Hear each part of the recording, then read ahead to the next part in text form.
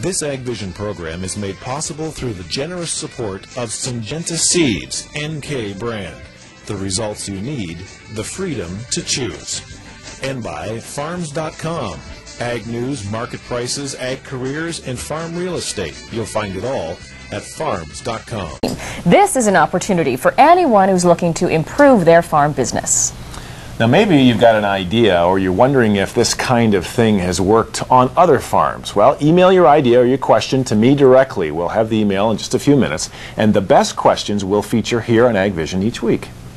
Here's a sample of how this will work. We will ask the experts to each respond to the same question. This week, we asked the team, what is the great false assumption hindering top farm managers today? Here's what they said.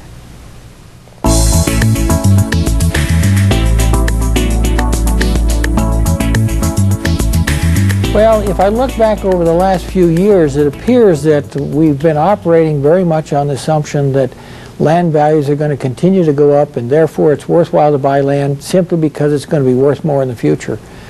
I think with the present environment where we're extremely overcapitalized and operating only because of record low interest rates, if interest rates start rising, we could see intensive pressures on land values. We could possibly see a correction in land values, and we could see therefore that land values might be weaker or lower in the future than they are today. So I think at this point in time it's very, very careful that you reassess that assumption that no matter what you do, land values are going to go up in price, and therefore you can't go wrong in paying a high price for them right now.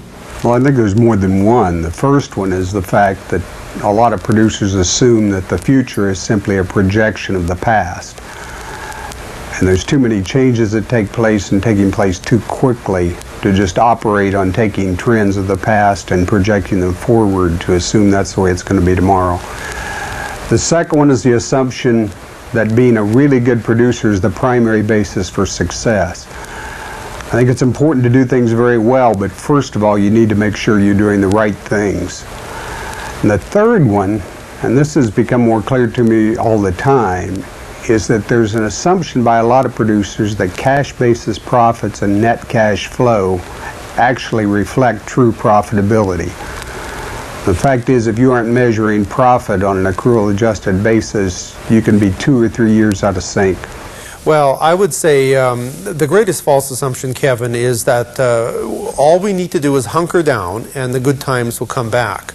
And there certainly is a history of that over the last 70 or 80 years where that has worked, where tough times come, whether it's markets or climate. Farmers have really, been very stoic, and they've hunkered her down during the bad times, waiting for the good times to come back.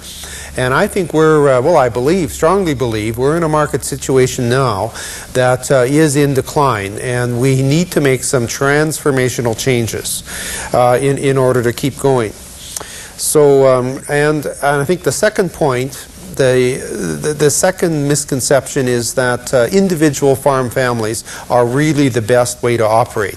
Now, this doesn't mean that we're looking at corporate farms, but again, leading farmers are interdependent, and they've opted for interdependence as opposed to independence in order to reduce the risk, reduce costs, and increase their ability to market.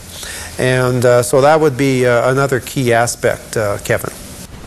So there you have it. If you've got an idea you want to bounce off one of the top manager team, or you have a question about a new management concept, then email me directly. It's just kevin.stewart@farms.com.